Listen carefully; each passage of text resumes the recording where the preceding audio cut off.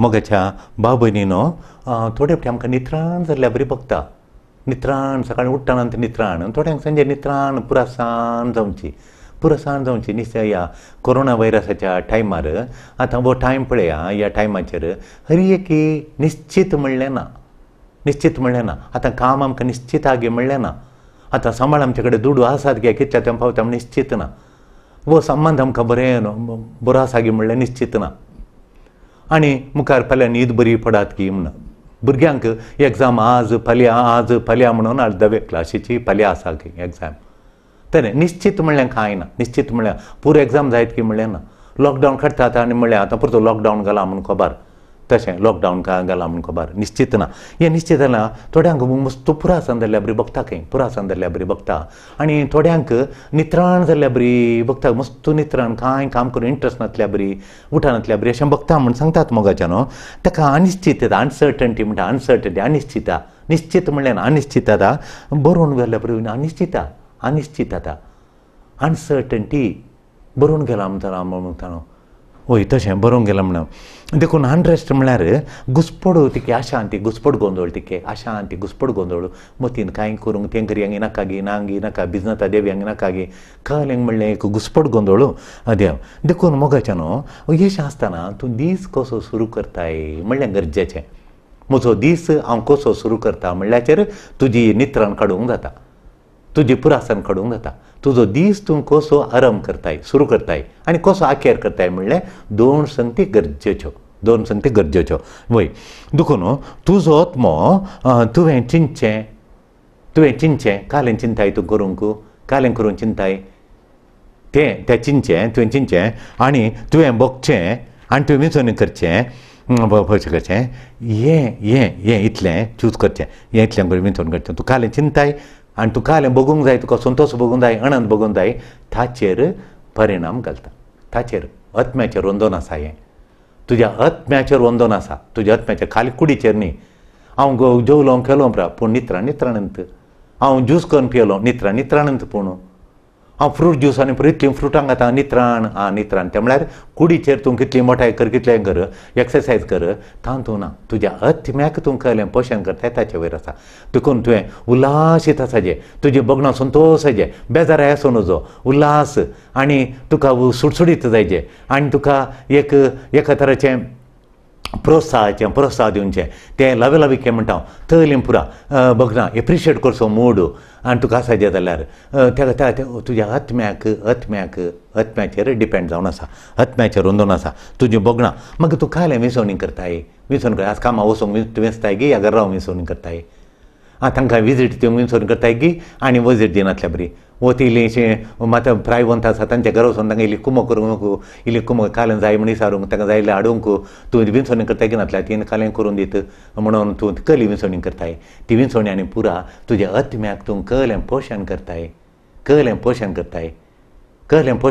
आत्म्याक ताचेर वंदन आसा देखून तुजी भलायकी बायल कुडीची मात्र न्ही कुडीच्या भलायकेचेर परिणाम घालची तशें आत्म्याची भलायकी गरजेची आत्म्याक पुश्टी करचें ताका कालें पोशण तें बरें मोगाचें तशें तुजें आमचे कुडीक बरी भलायकी जायची जाल्यार आमी कालें करता कुडी भलायकाचेर आमी बरें पोशणाचें खाण खायचें बरें पोशण दिवचें आमकां तें बरें खाण आमी खायचें पोशण दिवचें कुडीक पोशण दिवचें तर आमची कूड बरी जाता कुडीक आमी नाका जालें केलें जाल्यार कली पिडा येवन आमी करगतांव कुडीक जावचें खाण बरें पोशणात्मक खाण दिल्यार कूड बरी वाडटा तशेंच सदां पोशीत आमचो आत्मो सदां पोशीत करचें जाल्यार तूं जर तर तुज्या कुडीक सदां पोशण दिनाय जाल्यार आत्मीक पोशण दिनाय जाल्यार कुडीक कुडीचें पोशण आसा खाण आसा आत्म्याक आत्म्याचें खाण आसा तें तूं सदां दिनाय जाल्यार तूं बगणांनी सुकताय बगणांत ना संतोश म्हणलो ना उल्हास म्हणलो ना वय आनी एकल्याक एक प्रशंसा दिया उत्तेजन म्हणलेंत ना बगणांत नात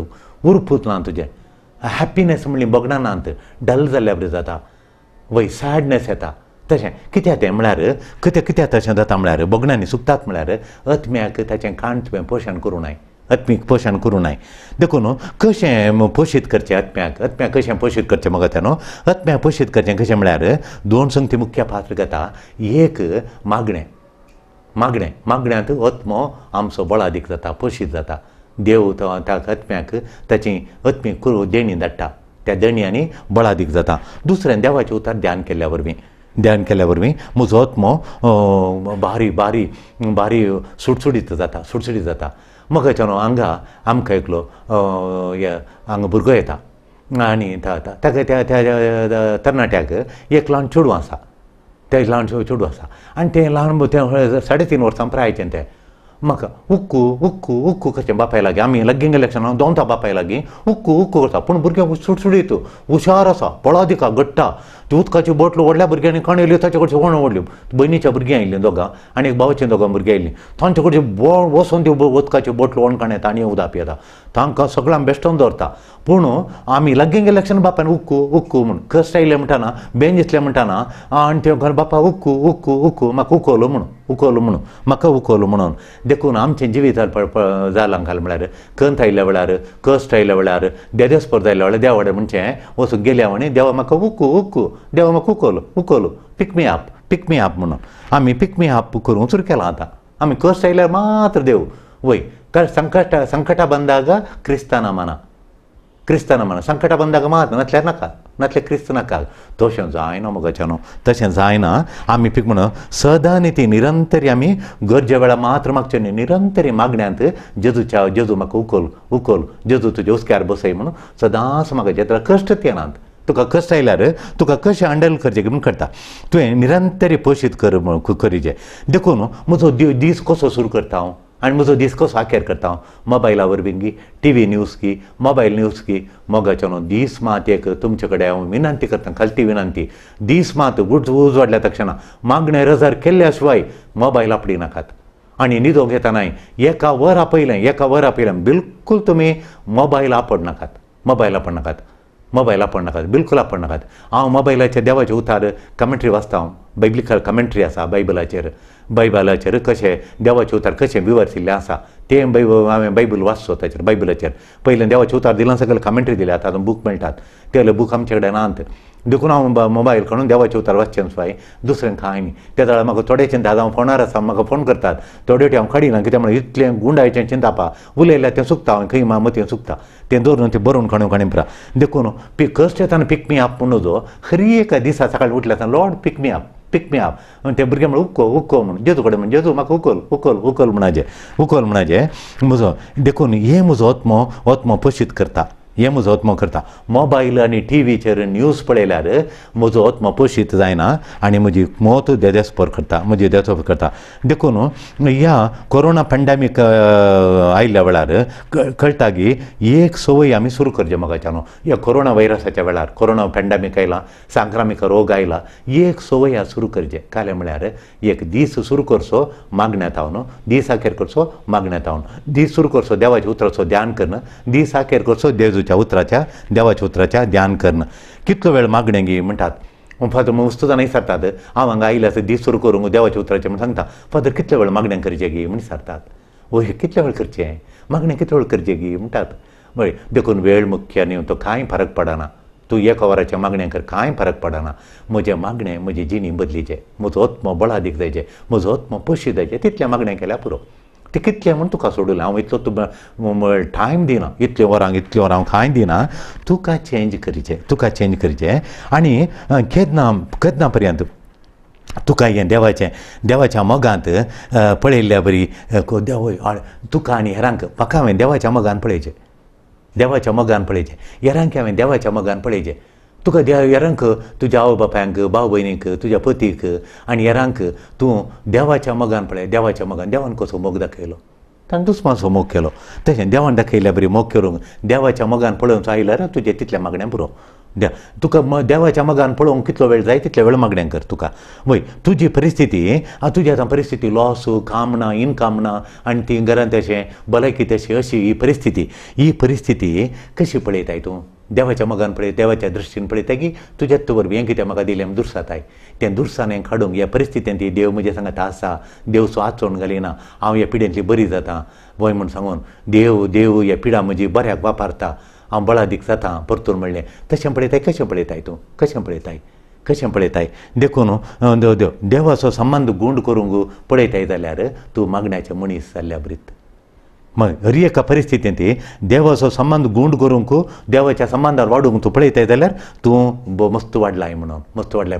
इजाया प्रवादी म्हणून ताका आमी सेल्यूट करचो. 3 सॅल्यूट्स दिवचे इजाया प्रवादीक. 3 सॅल्यूट दिवचे. थंय कित्याक म्हूण सांगल्यार ताका इजाया प्रवादी 50 अध्यायांचो 4 श्लोक सांगता. 50 इजाया 54 15th 4 श्लोक काल म्हणटा म्हळ्यार देवान म्हाका ताचो उतार तो म्हाका दिता. हेरांक कश्ट केल्यांक, उमेद नातिल्ल्यांक, कश्टान बुडिल्ल्यांक, बेजारान बुडल्यांक तांकां हांवें बुजोवंक, कश्ट केल्यांक बुजोवंक देव म्हाका सदांच ताचें उतार दिता म्हणटा. तर आमचें सरमावन दिवचें आनी देवाचें उतार आमकां मेळचें. देवान आमकां उतार दिवचें, ताच्या उताराचो नियाळ दिवचो. कित्याक हेरांक बुजोवंक, कश्ट केल्यांक बुजोवंक. कळ्ळें आमकां देवाचें उतार कित्याक दिलां म्हणून आमी देवाच्या संबंधान वाडोवंक, स्पिरितान वाडोवंक हेरांक बुजोवंक म्हणटा. आनी सकाळीं उठयता म्हाका तो. सकाळीं उठयता. काल्याक तो उठयता. न्हिदोवंक सोडिना म्हाका. सकाळीं उठयता. कित्याक म्हळ्यार ताची खुशी समजोवंक हांवें. देवाची आज खुशी म्हाका काले म्हूण समजोवच्या खातीर मात उठयता. म्हाका उठयता. म्हाका न्हिदोवंक सोडिना. देव म्हाका उठयता. हर एका सकाळीं तो म्हाका उठयता. कित्याक म्हळ्यार ताची हांवें खुशी समजचें, ती खुशी हेरांक हांवें दिचें म्हणून. देखून तो सकाळीं म्हाका उठयता म्हणून. देखून मोगाच्यानो तुका पुरासान नित्रान तूं जाल्यार मागणें सुरू कर, देवाचें उतार सुरू कर, ध्यान कर आनी तूं बोगणांनी बलिश्ट जाताय, बळादीक जाताय. देखून बोगलांनी बलिश्ट जावंक सरेस्पर देव आमकां सगळ्यांक कृपा दिवन दी. आमेन.